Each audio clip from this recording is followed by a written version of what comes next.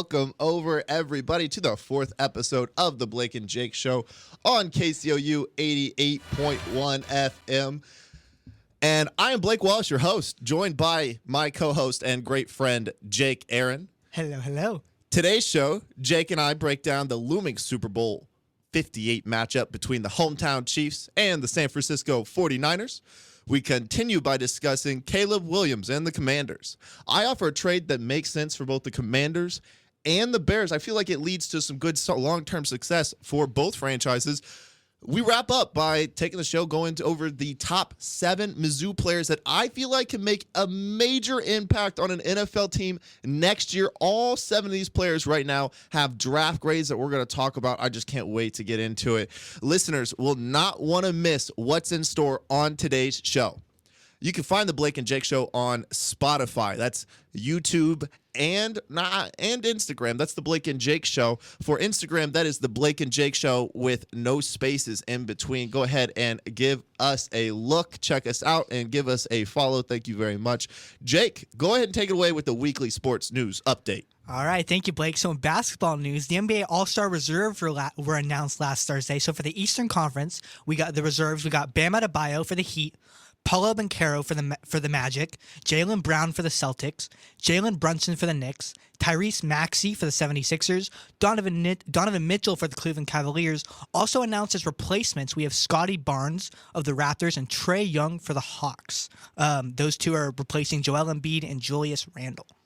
Yeah, looking at those all-star reserves, it's a little bit hard at first to find the snubs, but then you realize I don't see any Kings on that roster whatsoever. You're going to tell me Fox nor Sabonis are worth an all-star or an all-star reserve? I have a little bit of trouble with that. I feel like maybe some of that fan voting might have just screwed the Sacramento Kings while maybe just helping out a few Warriors there. Go ahead and continue. Yeah, so we also got the Western Conference reserves. We got for the Suns, we got Devin Booker. We got Steph Curry for the Warriors, Anthony Davis for the Lakers, Anthony Edwards for the Timberwolves, Paul George and Kawhi Leonard both for the Clippers, and Karl Anthony Towns for the Timberwolves. Next up, we got, in more news, Gabby Douglas, the 2012 Olympic all-around gymnastics champion, will compete again for the first time in almost 8 years. She's a 3-time Olympic gold medalist who went on a sabbatical after the 2016 Rio Games. Now, on February 24th in Kentucky, she'll compete again in hopes of making the 5-women 2024 Olympic squad, which includes other Olympic champions such as Simone Biles and Suni Lee. Yeah, and just at 28 years old, even now, think about that, 20 stepping away from the sport. Why not? If you've been putting your life into one sport for 20 years, and that's really, gymnasts are in there. It's just such a young age perfecting that craft and then taking some time. At 28 years old now coming in, it's going to be interesting to see what Gabby Douglas is and becomes, because this is just, I think of it as almost a new journey, not like an extension onto her first journey. This is a whole new Gabby Douglas, 8 years away from the sport. It's going to, that's something to tune in for and definitely check out the women's gymnastics team.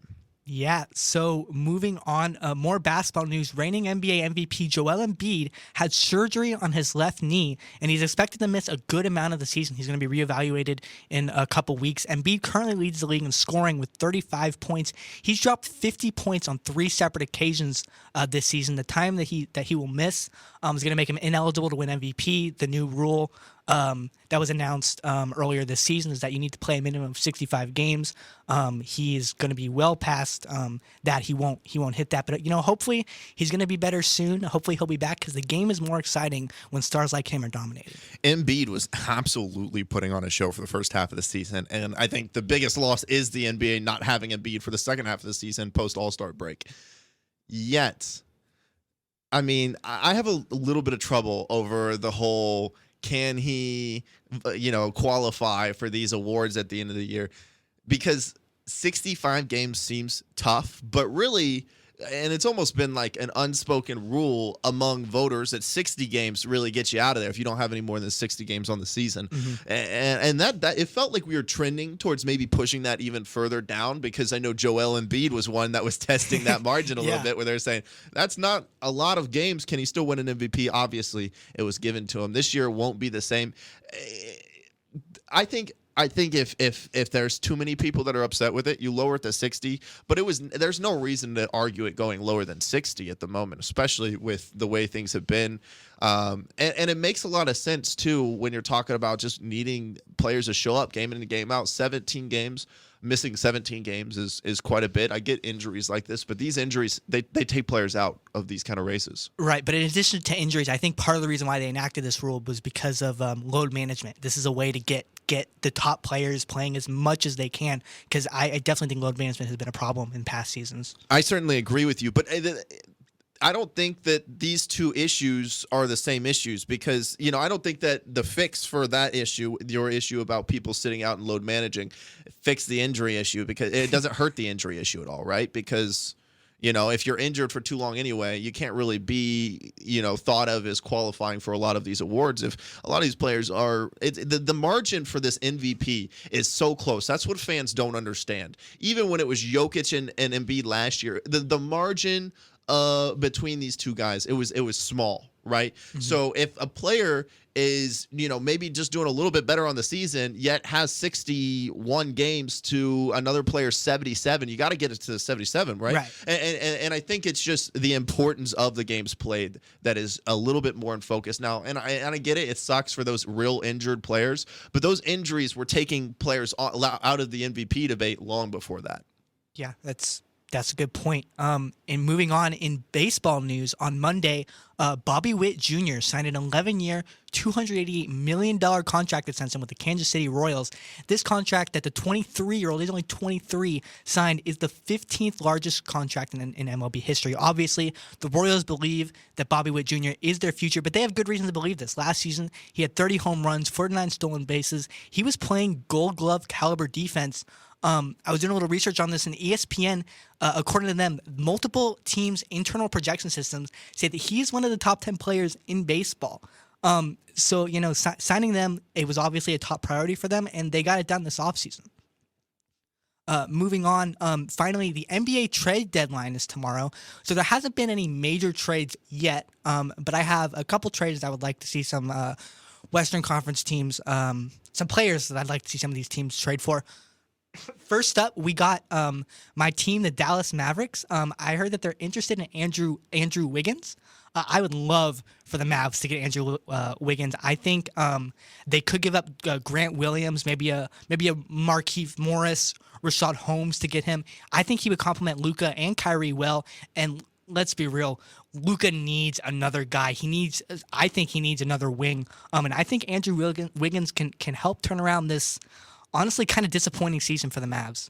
Yeah, when I look at exactly what you just said there about the Mavs, I focus more on the Wiggins defensively, which makes so much sense as Kyrie and Luka Doncic are going to take care of the offensive load scoring. That just feels like one of those places where it almost feels like Anthony Wiggins on the Golden State Warriors just a few years ago when they won, where it was like, hey, the offense, that's what we do. Right. But you Wiggins does defense and rebounding and all the tough stuff. And I think that role just was really where Andrew Wiggins excelled the most and reached his high point in his career. I think that's a possible choice that really fits both teams.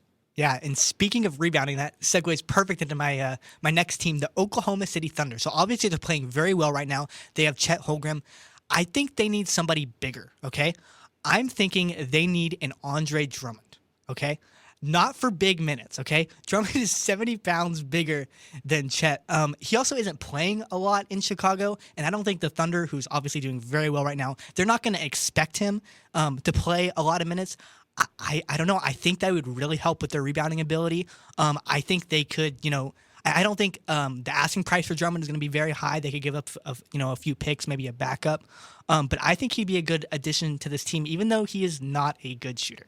In a perfect world, I think it's awesome that you said that, because I immediately thought, who's the perfect center to put on the Oklahoma City Thunder? And I immediately thought Brook Lopez. I'm pretty sure the Bucks aren't in the space to be giving him up right now, but just somebody who can shoot the three, play great defense and add a leadership aspect to that team, I think that would be so vital for the Oklahoma City Thunders, who are not also just skinny in the post, but also just really young, right? Yeah, so that kind of seniority could super help that team. Okay, so this next one is a very personal, very nitpicky, but every time I watch the Spurs play on TV, I see Victor Wembanyama open and not being given the ball. That really annoys me. That needs to change. So I want to see the Spurs get a point guard who can get him the ball. Now I have two potential players I would like to see the Spurs get. One a lot more drastic than the other. The first player I'll go with is Trey Jones. Okay, I'm sorry. So the Spurs have Trey Jones. He's been good. He has been great. He's only 24. Trey has an older brother, Tyus. He's 27 years old. He's on the Wizards. He's averaging 12 points. He's averaging 6 assists. But most importantly, his assist-to-turnover ratio is number 1 in the NBA right now for players who are playing good minutes. I think he'd be a pretty good addition to the Spurs. Tyus Jones was on Memphis, too. And Memphis didn't even realize how important Tyus Jones and those stats that you were saying, which were the same as he's been doing for quite a while now, they just were not valued high enough by the Memphis Grizzlies, who, especially when John was out all those times, and it felt like the Grizzlies still managed to win really consistently, even go on winning stretches late in the season. It was Tyus Jones who was able to come in there and make those plays. So I was shocked that kind of you end up on the Washington Wizards after seeming like such a vital piece. But I think the Washington Wizards as a whole are going to be on a fire sale. A lot of these players that are interested, a lot of these teams that are interested in boosting their team's resumes are going to add these guys. Because on paper, you add, Kuzma or Tyus Jones, like you said, it looks really, really good.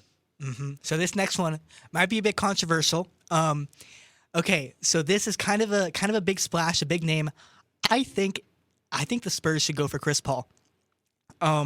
Bleacher Report I was reading in Bleacher Report was kind of throwing some things out there. They mentioned that the Spurs could give a Doug McDermott, Devontae Graham for the Warriors. That would save the Warriors a ton of money. They could throw in a draft pick. I think Paul's mentorship will definitely help Wembanyama, and it wouldn't be as good as getting a championship for him. But thinking about Chris Paul's legacy, this could help him. Let's say Wembanyama goes on to be some phenomenal player like he's projected to be. Being a mentor to this generational talent would be great for Paul. And it certainly, I think, would do more good for his legacy than being injured on the Warriors right now, who aren't looking too hot. I think that you keep bringing up the Spurs.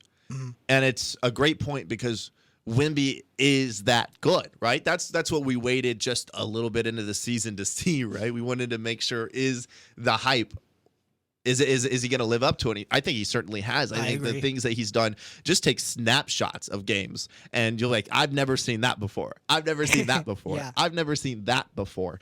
And I think of just getting him a younger star at the moment. When you're going through the names, Trae Young really jumped out to me as a guy who has been, double-digit assist games at least 10 times now this season. Can also shoot the ball, really. I think the two-man game between Wembanyama and Trae Young would be spectacular. That'd be a lot of fun. Yeah, and here's the other thing. I want to get into this because you brought up your Mavericks. I get to bring up the Lakers and talk a little bit about the Lakers trade here. I don't like how the Lakers handle players, just like I don't like how the Atlanta Hawks handle their players. Do they like Trae Young? I don't know. I don't know. Yeah. It's like one moment they have their arms around him, and the next moment he's on the trade list for every other star in the league. And it's just shocking to me. Just like the Lakers have just like a misnomer about some of their guards. They have great guards. Oh my goodness. And this is a strange take because I'm not usually the guy. Reeves is fantastic. I don't think I have to argue that. But why are people disrespecting D'Angelo Russell? That man can score the rock. That is exactly what the Lakers are trying to look for. But what they don't realize is he costs so little. D'Angelo Russell is the cheapest third star if you're trying to make him a third star. So if you're thinking about a DeJounte Murray, of course that's better than D'Angelo Russell, but it's going to come at quite the cost. Yeah, it's going to cost a lot more. D'Angelo Russell is as close as you're going to get to a Kyrie without getting Kyrie Irving right now. So the Lakers have to focus a little bit more on what they've got in-house than what they've got out-of-house. I think changing the minutes around and moving some of those roster spots would be the most beneficial for the Lakers. I don't think that there's any trade out there, despite there being so many rumors about getting rid of players and adding players. It seems like some of these teams, and I don't count your Mavericks as one of them, or the Spurs as one of them, but the Lakers need to hold pat right now and not go make a giant move that risks something. And that's Jake with the weekly sports news update. Yeah. And that moves us straight into our first topic here. The Super Bowl 58, a rematch of Super Bowl 54, the Chiefs versus the San Francisco 49ers. Now, talking about that rematch, that game happened a little bit ago. So just a fresh reminder there, 31-20 Kansas City Chiefs come home with the victory. And Jimmy Garoppolo as the quarterback there. And a lot of people are going to say, wow, they just played a few years ago. These teams are going to look so similar. And I think that's my very first point of this matchup. These teams are nothing like, and especially the Chiefs, are nothing like the last time they entered the Super Bowl. And I'm just going to name off some of the biggest performers in that Super Bowl, and you stop me when you hear a name that is still on this roster. Okay. Brashad Breeland, Tyrann Mathieu, Daniel Sorensen, Kendall Fuller, Anthony Hitchens, Terrell Suggs, Tyreek Hill. Like, whoa. If you look at that game, most of the stats on that defense are to players that are no longer on the Chiefs. Yet the Chiefs might have a better defense today than they had 4 years ago. What do you have to say against that? Yeah, I mean that's a really interesting point. It's a new team. It's going to be a whole new ball game, but it's going to be an interesting one. Yeah, and if you're looking at almost any statistical stat, the Chiefs are second in total defense so far this season. And I mean, talking about the names, other than some of the names that have been there for many years now, a lot of these are young guys who haven't quite had their name out there yet. And this week, we're starting to see that for the very first time during these meetings leading up to the Super Bowl, these interviews. I love these interviews that come in. You get the young kids asking questions to Patrick Mahomes and all these guys. You get old guys asking questions to the young guys. And it's a fantastic line of questioning this week. And you learn so much about players that otherwise just would not have their name in headlines at all. So spectacular week. 49ers, adversely, I mean, certainly have lost some players of their own. DeForest Buckner goes to the Colts. Jarquiski Tart and Richard Sherman, of course, not on that defense anymore. Yet I think comparatively, Kansas City definitely has replaced the most on defense. And spectacularly, that's their best unit right now going into Super Bowl Sunday. Would you agree with that, Jake, that Kansas City Chiefs, their strongest unit is their defense and not their offense? I would agree with that. And I have a point I was planning on making later, but I'll just go ahead and make it now. I'm just gonna say my prediction for this. I'm going with the Chiefs. Okay, so I've bet against Patrick Mahomes earlier in the playoffs. It didn't work out for me. I don't want to bet against Patrick Mahomes anymore.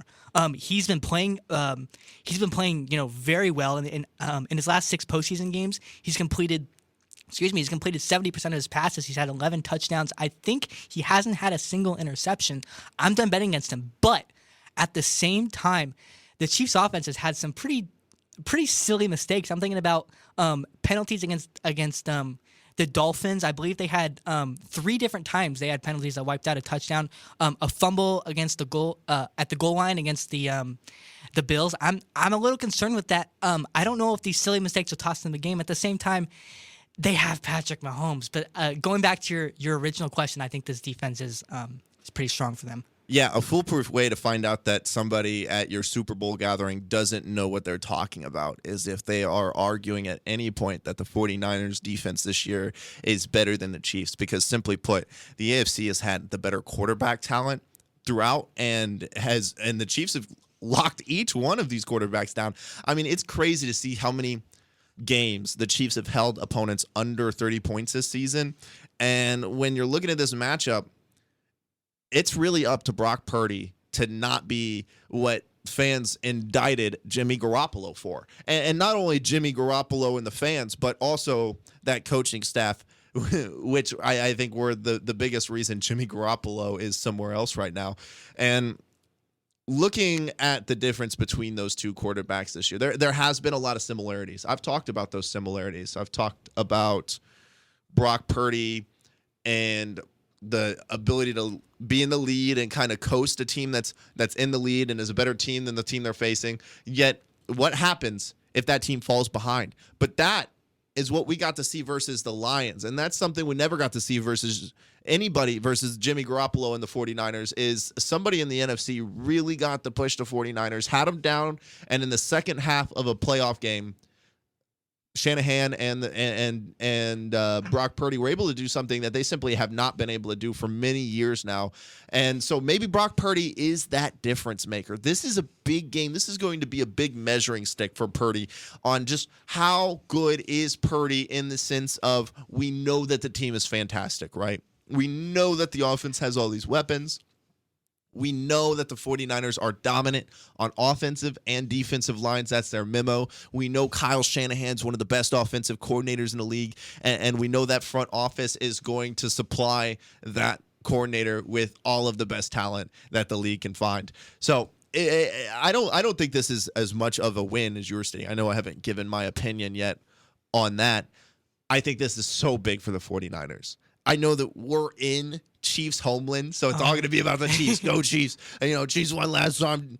Patrick Mahomes. I'm not going to try to do his voice, but it's huge around here. But looking at the 49ers after dropping that Super Bowl, and especially Kyle Shanahan, now 0-2 in Super Bowls, going into his third one, and some of the topic this week has been kind of what is his legacy after the Super Bowl if it doesn't go his way.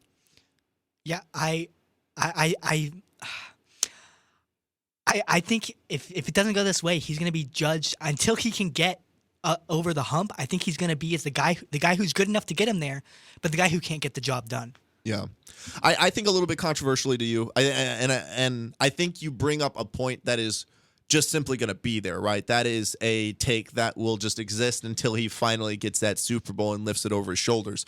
But, I mean, simply put, Kyle Shanahan is undoubtedly one of the best offensive minds in the game today, if not the best offensive mind in the game today. It's hard to say that, but, I mean, talk about his opponents. If you want to say Sean McVay, I mean, the only one that stands and overpowers is Andy Reid, who he'll be facing. And I think that's the big point of what I'm talking about. Let's go back to who Kyle Shanahan has had to face in the playoffs in the Super Bowl so far. He ran against the Patriots. We all know the 28-3 in Atlanta when he was just an offensive coordinator, wasn't actually a head coach. Yet, I will say, was possibly the most influential coaching on that coaching staff to be able to bring the Atlanta Falcons to that point and make Matty Ice an MVP, not just a candidate, an MVP that year. It was just spectacular considering what that team was before, what that team's become after. It's hard to argue that Kyle Shanahan just isn't one of the best minds in today's game.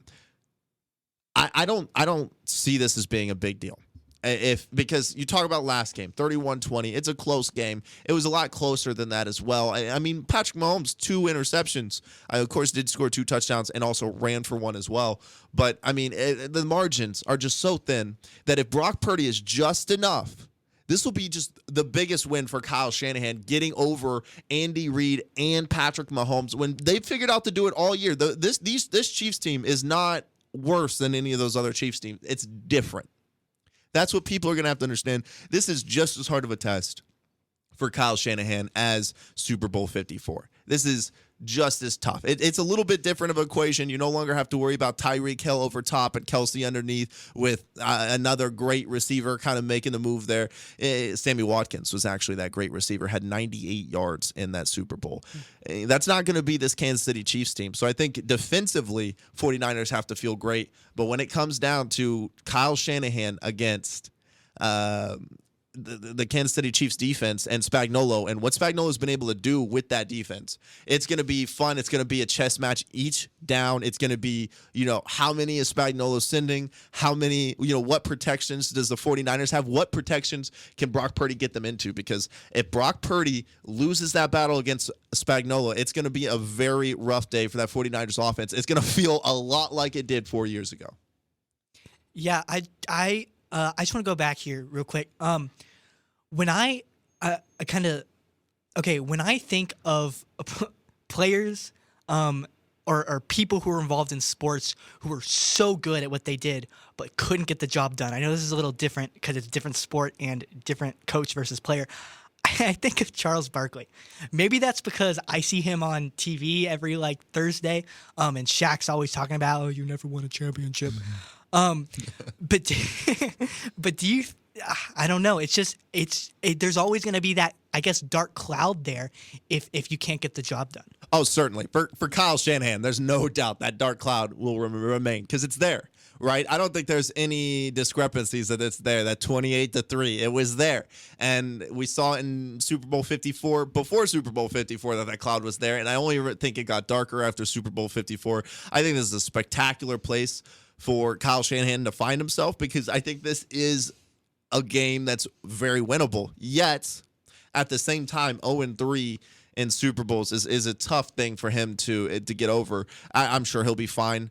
Mike Shanahan, of course, his father has plenty of Super Bowls and a direction to lead that. And then, of course, the 49ers aren't going anywhere. And the 49ers have proven year in and year out they're going to be one of the top teams to compete.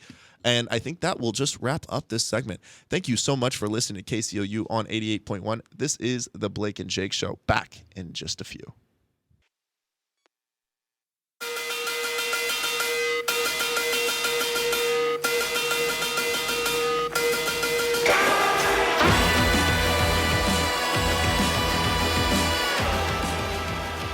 All right, it is time for our second segment of the Blake and Jake Show.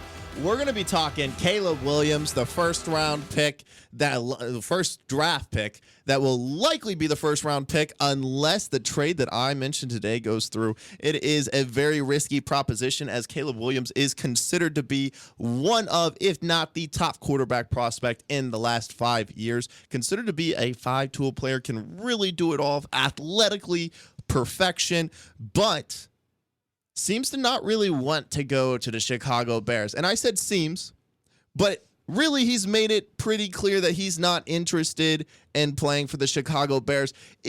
I'll go ahead and start off with this question to you, Jake. Is that leverage that Caleb Williams has? Yeah, I think it is. I think it's definitely I don't want to say a threat, but I think it is. You know, if you're coming in to the draft and there's a player that you think doesn't want to play there, I think that's a real issue. You're thinking, will he maybe not give his all, demand a trade later? I think that's definitely a concern for Chicago to have. Yeah, Caleb Williams, of course, also the Cliff Kingsbury connection, just getting hired at the Washington Commanders, who have the second pick in the NFL draft. A little bit of conspiracy brewing here. Are the Washington Commanders getting ready to offer the Chicago Bears a trade to take Caleb Williams with the very first pick in the draft? I think so. And here's why. Listen, right now, I think a lot of different Chicago fans, media, and front office members can convince themselves that Justin Fields is a good and capable quarterback. I think they can also convince themselves that Caleb Williams doesn't want to play there. And I think they can convince themselves of both of those just about as easy as the other one. Now, we look at, can it happen, right? What does Chicago really want? Well, Chicago's definitely got some cap issues. Going to need to take care of that, but also are just looking to really beef up the team. The Chicago Bears have had their identity rooted in defense for many of years, and they're going to look to continue that tradition. There's nothing that says they won't. So, what if the Chicago Bears were able to trade that very first pick for the very second pick, a second-round pick, and a second-round pick next year from the Washington Commanders? Now, let me talk what this would allow both teams to do. Chicago would be able to keep Justin Fields at quarterback, draft Marvin Harrison Jr., possibly just that blue chip prospect, the number one blue chip prospect in this draft, maybe in the last 10 years, as how highly he's been rated. And with that, you still have your ninth pick in the draft. you get to go and draft a defensive player that is top of the line because offensive players, including quarterbacks, are going to be in the run, especially in that 1 to 6 range. Going to be a lot of quarterbacks, and then there's going to be a receivers run. 9 is a great pick for a prime defensive player at the top of his game. I don't think you're going to be in the bargain bin by 9. So I think the Bears will be able to pick a great pick at 9. Then get that second-round pick. They'll have now 3 second-round picks next year and 2 second-round picks this year to work with. That's enough to build out a team. And the Commanders will not lose a ton. They're only giving up 1 pick to go to the second pick. So there won't be any kind of, we might lose our player that we want to. This is too much of a risk. Either team are playing with relatively low risk. And the Washington Commanders seem to already be on this because that hire of Cliff Kingsbury, which was noticed by Caleb Williams online on Twitter, on X, I apologize. These are the kind of moves that let me know that maybe there's something going on in both organizations where the Bears are thinking we can use Justin Fields to get the best wide receiver that's going to be in the draft for the next 5 years and then go grab a prime defensive players, plus get us an extra second pick this year and next year. I think that's a fabulous pick for both sides. I don't think there's any downsides for either squad, with Commanders, of course, getting their top guy as well, something they need. And we'll talk about that from the Commanders' perspective just a little bit here, especially when we're talking about what is the direction that new front office has. Because I didn't like the Dan Quinn hire defensively. But if you hire an offensive coordinator in Cliff Kingsbury, pair him or marry him with what you know, and what you know now is his for sure want to be pick, Caleb Williams. If you can do that and then say, hey, Dan Quinn, take care of the defense. Cliff Kingsbury, you're the offense. You've got your guy. Make it happen. I see that. Believe it or not, and I think a lot of people might be a little bit more downcast on that outlook of the Commanders, but I think that's a great plan. I think if you think Dan Quinn is a great leader and a great defensive coach, which that's the little bit more debatable part for me, I think this is a great idea to turn over the offense to Cliff Kingsbury and Caleb Williams, who's considered to be one of these top prospects, and see what they can do for a few years. And then on top of that, you're not losing a whole lot to where you're not going to be able to surround Caleb Williams with the requisite talent needed for him to have success. I think this is an absolute win-win for both teams. What do you think, Jake? Yeah, I think specifically for the Commanders side, like you said, there's that Williams and Kingsbury connection. I think that's huge. I think going opposite of the Bears way, where we think he might not want to play there, when you get a guy who's bought in and who knows, they have an offensive coordinator who they work well together. I think that could work out very well for them. Yeah, and when you're looking at like the other options for the Chicago Bears, of course you get Caleb Williams, who doesn't want to be there. Get rid of Justin Fields, who may not be the quarterback that you would like, but definitely wants to be there, because I'm not sure any other place is going to give him the same kind of privileges as a starting quarterback as he's been. And then if it doesn't work out, then you have all these picks, and then you can just let Justin Fields walk in a few years and look for your quarterback down the road with these picks that you've amassed out. 3 second-round picks next year, 1 first-round pick. You can't tell me if you have a struggling year and that's a great first-round pick that you can't turn that in for a top quarterback next year if that's not how the Chicago Bears decide to look. I think it just measures up for both teams timelines, especially because Washington Commanders, it's a full rebuild. It's a new start. We're going to give Cliff Kingsbury a new start, somebody that clearly a lot of people think is talented, despite the failures that he's had so far with the Arizona Cardinals. And on the other side, Dan Quinn, who, is just as questioned himself as the Commanders are as a whole. I think that you can build an identity in that. You're going to question us. That's what the Lions did. The Lions have been bad for 20, 25, 30 years and have decided, of course, that they're going to turn it around. They're not, it's not like we're going to act as if this tradition hasn't been here. We're just going to rise above. And they create a culture that rises above. I think that's what the Commanders are trying to do right now. I think it's more about, can they stick to the process for the Washington Commanders? Because if everything works out, if they get Caleb Williams, if they can match him with Cliff Kingsbury, the next best thing to do is give it a few years and just supply them with as much talent as they can and see what you have there in Washington. And then when you switch it over to the Bears, the Bears haven't had a great quarterback ever. And if you're talking back to some of the best quarterbacks that have been in our time, you're talking about Jay Cutler, Rex Grossman, some different players that really haven't been the pinnacle of the NFL. It just struggles. I struggle to see the Chicago Bears wanting to bring in a quarterback that simply just doesn't want to be there. But enough of that first pick, because we have 7, not 1, but 7 Mizzou players that can make an immediate impact in the NFL. I'm going to go ahead and kick it off with the first one. A high riser during the Senior Bowl workouts and during the Senior Bowl game, the cornerback from Missouri, Ennis Rakestraw Jr. He was a 3-star recruit out of high school, but really over the last year and a half has become one of the best lockdown corners in the SEC. Has really, especially this year, just not really been thrown at for as much as you would expect an SEC corner with all those offensive talents. And yet, really, it seemed like offensive minds really just went out of their way to avoid that side of the field and Ennis Rakestraw at times.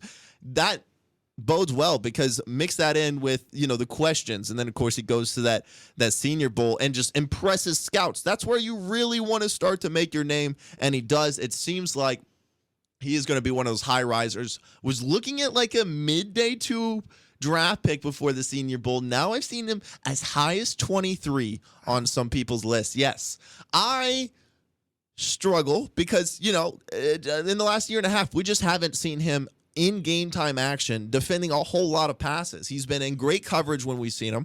It has shown the ability to maybe play too low and get beat over top, yet those things are more of a team issue than anything. And my evaluation of Ennis Rakestraw versus the rest of this cornerback is just how talented these cornerbacks are. There's about 5 that are supposed to go before even Ennis Rakestraw Jr., with the 2 from Alabama, including Kool-Aid McKinstry, Kamari Lassiter from UGA, and Cooper DeJean White from Iowa, cornerback. That would be exciting. Supposed to be taken in the very first round. It's hard for me to see exactly where Ennis lies in that group that I just mentioned, and if he lies in that group, or is he that second tier that'll go in that later first round.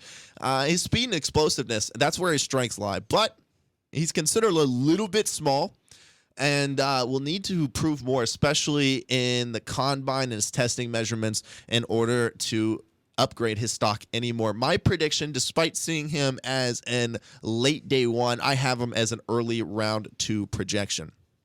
That moves us on to the second one on our list, but possibly my favorite, defensive end Darius Robinson. And this is because I see people as really having him underrated.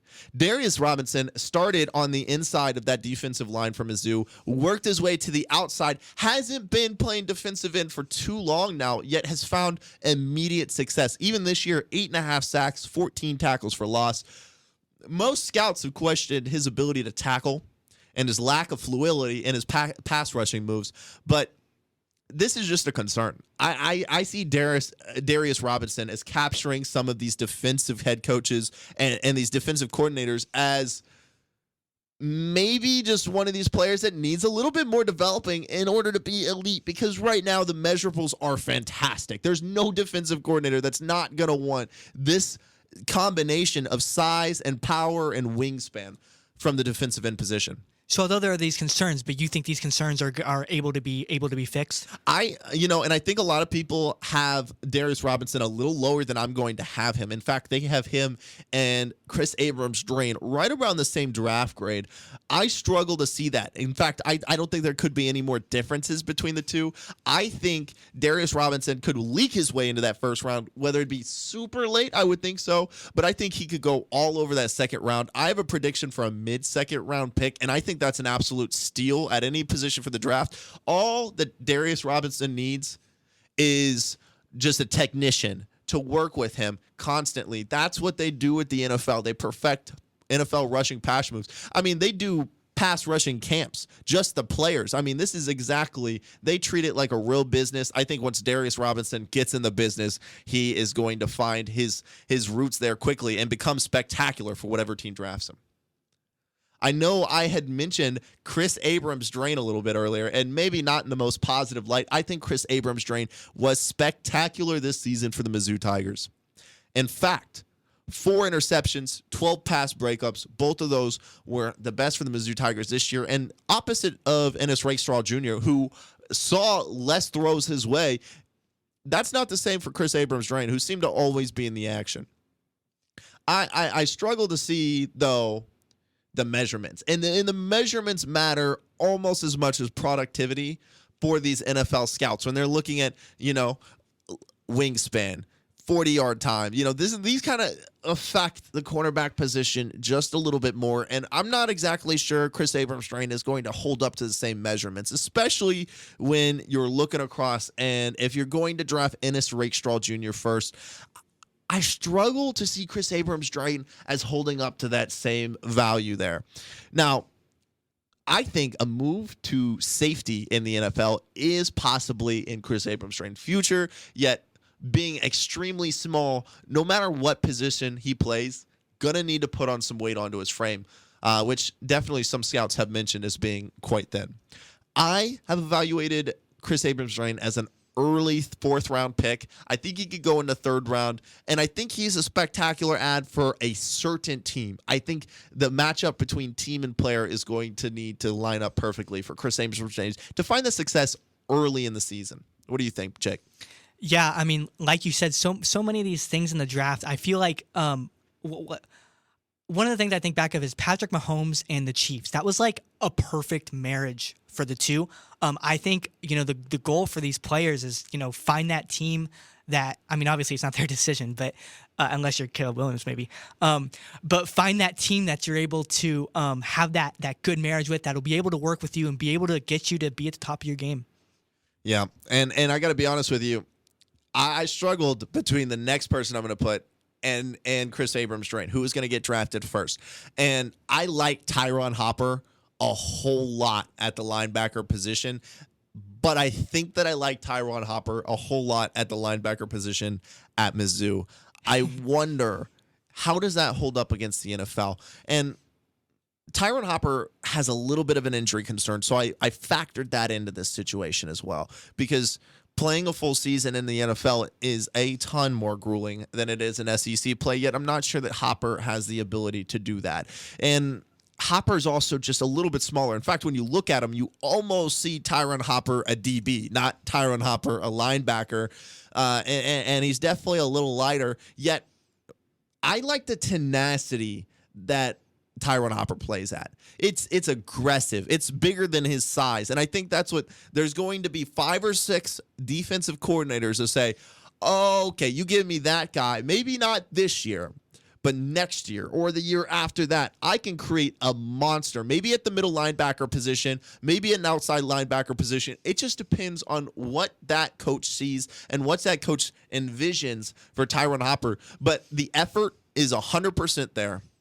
The speed is there. Some of the measurables are there. Tyron Hopper is going to get drafted, and he's going to get drafted to a very happy defensive coordinator. I have him going as an early 4th-round pick, but I that's where I said I kind of think of them two in very similar boats. I'm going to put Tyron Hopper is going anywhere in the 4th round as being very likely. I think that early 4th round makes a lot of sense, but I think if he starts dwindling towards that 5th round when conditional picks start to come into play, I don't think that there's going to be a team at the end of the 4th round that's going to let him slide. I think he gets picked up at the late 4th. Yeah, from my understanding, he seems to have a very raw potential where it's going to take some time, but man, if they're willing to work with him and if he's willing to work with whatever team drafts him, it could end up really well for his career. Yeah, and part of the things that are so hard is Tyron Hopper's going to have to add on a little weight. Does that weight take away from this tremendous speed that he has? That's the issue, is can you up your game to still fit the NFL level and still fit with what you as a player does really well? And I think Tyron Hopper is one of those players that could kind of be seen as a tweener, but really, if he finds the right space, he's going to be fantastic and could just be one of the top positions, one of the top players at his positions in just a few years. All right, with just 3 more to go, Jake, are you ready to debut yours, or do you want me to continue? No, I can go ahead and I can take this. So we're going to talk about Cody Schrader now. So here's what Schrader is going for him. He's obviously a very hard worker. Pretty good pass protector. He won the Burlsworth Award, which is given to the best player who began their career on a walk-on. As a walk-on, that's how he's such a hard worker. This past season, he rushed for 100-plus yards in 10 of his 12 games. 2 of those games, he had over 200 yards. At the same time, though, he's 5'9", 214 pounds. That's a little small. I don't know if that's going to bode well for him in the NFL. He's already 24. I think that's a little old for a prospect. But another positive is I feel like when he runs and he gets going, maybe not at the start, but once he's running a little bit, he kind of gains speed. So I think he definitely has that going for him. I don't know exactly what team will be a great fit for him, but I see kind of the middle to late 6th round. I think he could be a pretty solid backup, at least at the beginning of his career. Yeah, and Cody Schrader, obviously the feel-good story of Mizzou football this year, and what a story. Mizzou football was like this dark horse magic team in itself, and for that to be led by Cody Schrader, a walk-on going to Truman State, goes in-state transfer to Mizzou, just makes the largest impact on the biggest stage, and I think that's what catches scouts the most, is everywhere that this guy's gone, he's improved the organization. That's something that the scouts are definitely going to look at. Yet when you talk about the measurables, they don't exactly line up with NFL running backs, especially when you talk about the combination of speed and power. I'm just not sure that is there for Cody Schrader. I do see Cody Schrader as I think he's got great eyes. I think he has great vision and great feel for a pocket.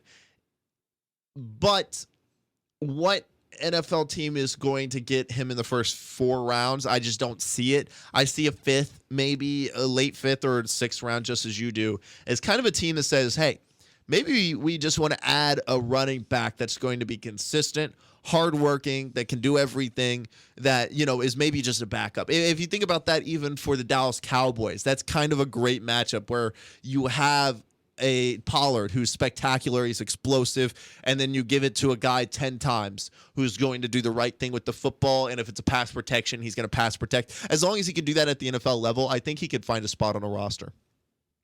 All right, with just 2 more to go, we got J.C. Carley's safety. Now, led the Mizzou Tigers in total tackles last season. Great size, length, and wingspan. That is a combination that these scouts are just going to eat up. Yet, I've seen a lot of questions about play recognition, route combination recognition.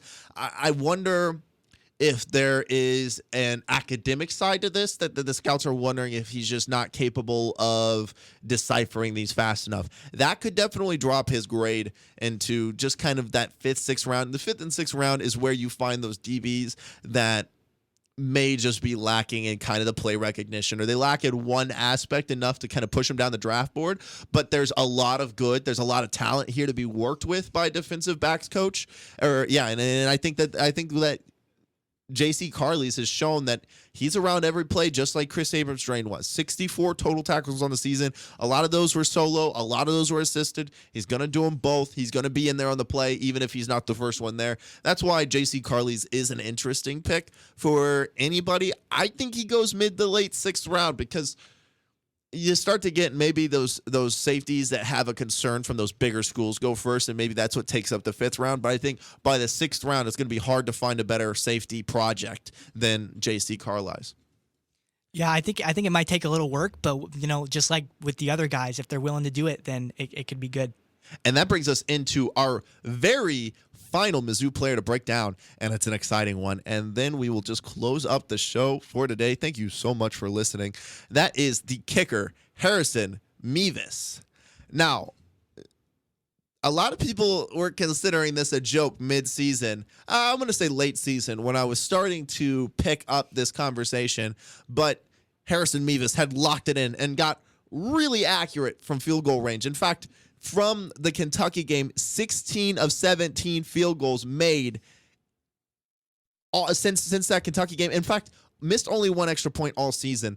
And all of us have watched the NFL long enough to know there's still some kicker help needed. Yeah. And I just find it hard for a team to pass up on somebody who's also the SEC record length holder for field goal, and then his kick so consistently to end the season, it's hard to pass up on a Harrison Mevis when, you're worried about whether your field goal kicker can put it in from 30 or 35. Harrison Mevis has proven that he can kick it from a distance, but can also kick it accurately. Has he proven that enough to pick an NBA or an NFL draft spot? I'm not sure yet. That's going to be one of the bigger questions heading into day 3 is, does Harrison Mevis lock up another Mizzou draft spot, which would be big because only 2 drafted last year, but a lot of talent this year. A lot of these grades are high. In fact, Ennis Rakestraw Jr. is as high as we've seen in the last 5 years. The only player with a close enough draft grade to Ennis Rakestraw Jr. is Nick Bolton, who has exceeded expectations and the hometown Kansas City Chiefs going to their Super Bowl. That is how it all rounds out, just like this show rounds out. That does it for the 4th episode of the Blake and Jake Show on KCOU 88.1 FM. I invite listeners to be one of our very first followers on our newly created Instagram, the Blake and Jake Show, no spaces. If you caught part of the show, but not the whole show, or maybe you just want to hear the whole show over again, check us out on Spotify or YouTube at The Blake and Jake Show. It's been an absolute pleasure.